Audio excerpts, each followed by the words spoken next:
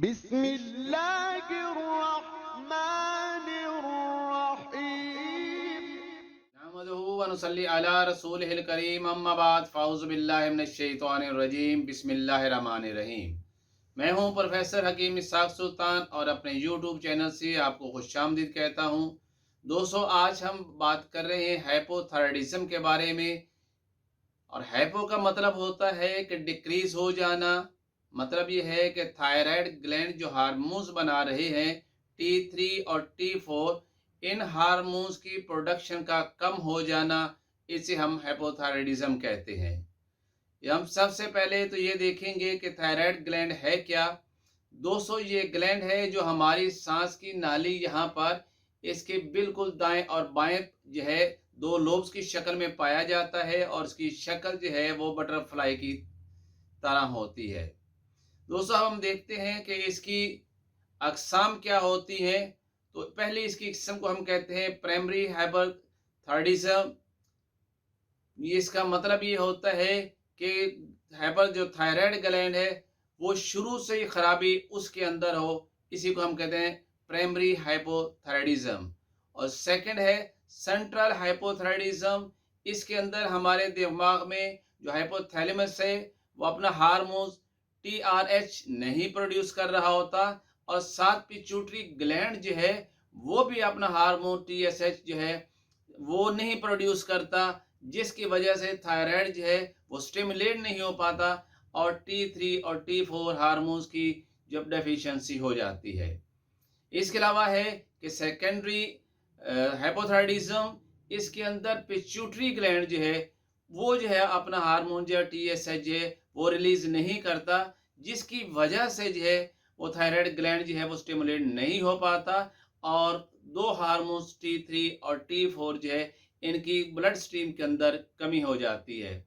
इसके बाद है हाइपोथैलेमिक थैलेमिक हाइपरथायराइडिज्म।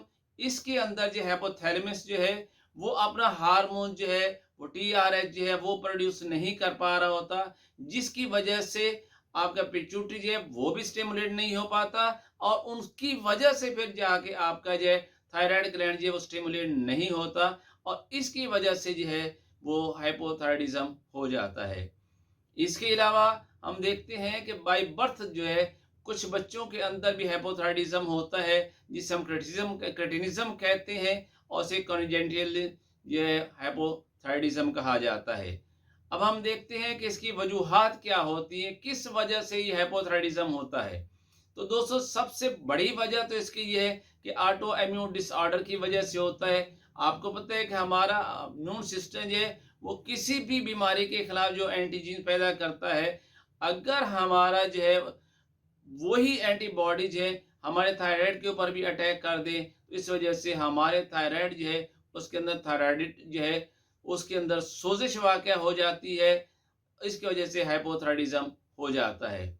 इसके अलावा अगर आयोडीन की डेफिशिएंसी हो जाए, अगर हमारी खुराक के अंदर आयोडीन जो है वो कम हो जाए, तो जैसे आपको इल्म है T3 और T4 दोनों के अंदर जो है आयोडीन मौजूद होती है, तो आयोडीन कम मिलने की वजह से जो है हमारा जो थायराइड है वो प्रॉपर काम नहीं करता, इसकी वजह से हाइपोथायराइडिज्म हो जाता है। इसके अलावा अगर किसी को पहले से ही एक बार हाइपोथायराइडिज्म का अटैक हो चुका है, तो दोबारा फिर उसके होने के चांसेस भी उसमें ज़्यादा होते हैं, इस वजह से दोबारा भी ये प्रॉब्लम हो सकती है।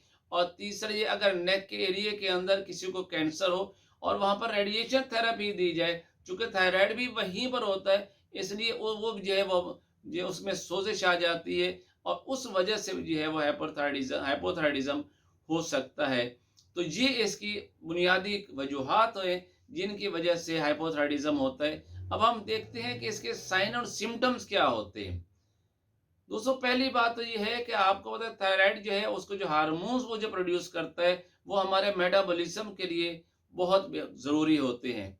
चूँकि यहाँ पर जो है वो T3 और T4 जो है वो कम मिकदार में पैदा हो रहे होते हैं, इस वजह से इस मरीज़ के अंदर जो है स्किन जो है वो बिल्कुल ड्राई हो जाती है, और उसकी पे हाथ लगाएं तो उसकी स्किन काफ़ी खुरदरी नज़र आती है। बाल जो होते हैं उसके गिरने शुरू हो जाते हैं, और काफ़ी बाल जो है वो गंजपन की शक्ल भी इख्तियार कर लेते हैं। इसके अलावा ऐसा मरीज जो है वो यकसुई नहीं कर सकता, किसी एक बात पे कंसंट्रेट नहीं कर पाता। इस मरीज की इंतहाई नकात और कमजोरी महसूस करता है। ये बहुत ज्यादा मेंटल डिप्रेशन में चला जाता है। इस मरीज की इस बीमारी की वजह से नींद जो है वो बहुत कम हो जाती है। ये बहुत ज्यादा चिड़चिड़ा हो जाता है।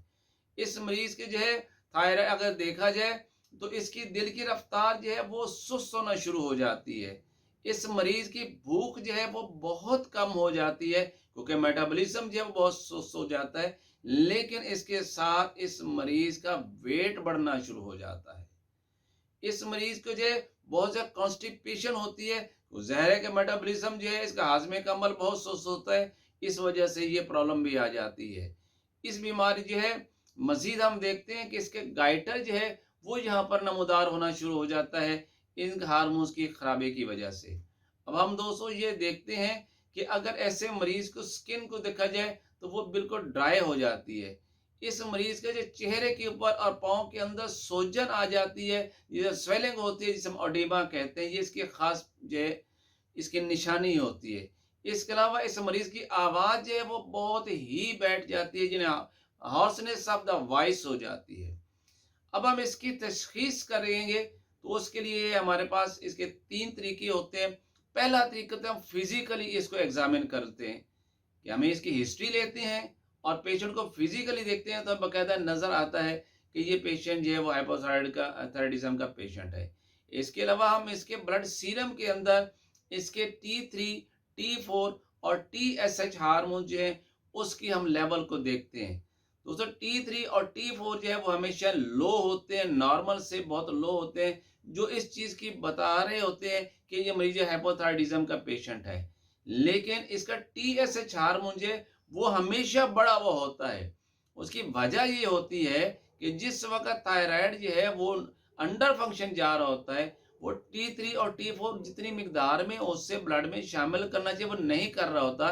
तो पिट्यूटरी ग्लैंड जो बार बार जो है वो TSH हार्मोन्स को प्रोड्यूस कर रहा होता है, ताकि वो थायराइड ग्लैंड को एक्टिवेट कर सके। इस वजह से TSH जो है वो नॉर्मल से ज्यादा हो जाता है और T3 और T4 जो है वो नॉर्मल से कम हो जाता है। और लास्ट हम इसका जो मेथड करते हैं वो हम इसका थायराइड का स्कैन करवाते हैं। इससे भी हमें पता चल जाता है कि थायराइड जो है तो नहीं हो रहा, इसमें गाइटर वगैरह तो नहीं हो रहा, इसका साइज जो है वो रिड्यूस तो नहीं कर गया। तो ये सारी चीजें जो हम इसके इस तरह के जो टेस्ट होते हैं उनसे हम करवाते हैं। अब हम इसके इलाज की बात करें तो दोस्तों, चूंकि मैंने पहले भी बताया कि ये दरअसल थायराइड की सोजिश की वजह से होता है। अब ये सोजिश है तिब्बे कदीम के मुताबिक सफरा की ज्यादती की वजह से होते हैं। यानी ये जो ग्लैंड है बेसिकली ये एंडोक्राइन ग्लैंड है, और इसके अंदर जो सोजिश होती है वो भी सफरा की ज्यादती की वजह से होती है। तो अब इसका इलाज जो है वो जो सफरा को खारिज कर दिया जाए तो इसकी सोजिश कम हो जाती है। अब इसके बाद हमारे पास 2 ऐसे फार्मूलेशन है जो मैं प्रैक्टिस में इस्तेमाल करता हूं, और जिसके बाद इंशाल्लाह मरीज का जो हाइपोथायराइडिज्म का केस है वो क्लियर हो जाता है। इसका T3 और T4 जो है वो अप होना शुरू हो जाता है। इसका TSH हार्मोन जो है वो नॉर्मल लो होकर नॉर्मल लेवल पे आ जाता है, और मरीज को सारी जिंदगी दवाइयां नहीं खानी पड़ती, उसे ऑपरेशन नहीं करवाना पड़ता।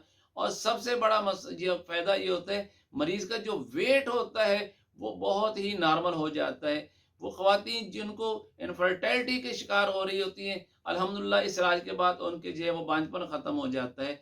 वो मर्द हजरात जिनको सेक्सुअल वीकनेस होती है, उनके इरेक्शन कम हो रहे होते हैं, जब हम ये इलाज करते हैं तो उसके जहाँ पर हाइपोथायराइडिज्म उसका ठीक होता है, साथ उसका सेक्स जो है वो भी ठीक हो जाता है।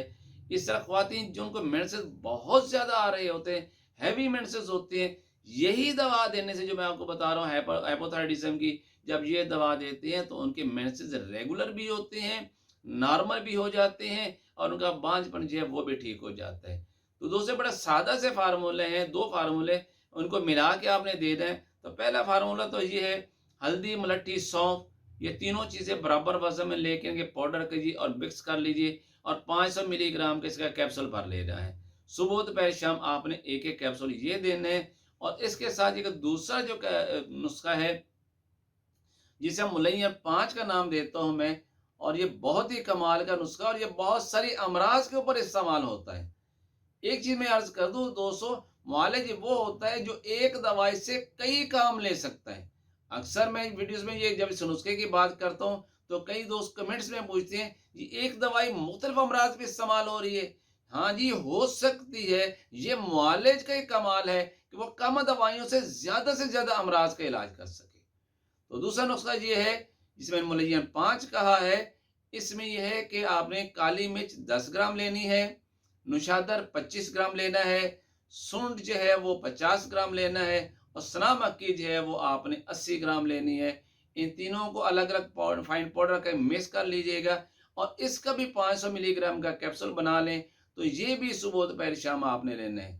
यानी पहला नुस्खा जो मैंने सूसी का बताया, हल्दी मुलट्ठी सौंफ, और ये नुस्खा दोनों के 5-5 मिलीग्राम के कैप्सूल अलग अलग भर लें। तो अब दोनों के एक एक कैप्सूल सुबह दोपहर शाम आप 3 टाइम खाना खाने के बाद लें और कम से कम 4 से 5 माह तक रेगुलर इस्तेमाल करें। तो इंशाल्लाह आपका हाइपोथायराइडिज्म बिल्कुल ठीक हो जाएगा और इससे रेलेवेंट जितने भी अलामात हैं वो भी सारे ठीक हो जाएंगी। क्योंकि तिब के अंदर अलामात का इलाज नहीं किया जाता, मर्ज की वजह का इलाज किया जाता है। और यहाँ पर मर्ज की असल वजह थायराइड ग्लैंड की सोजिश थी।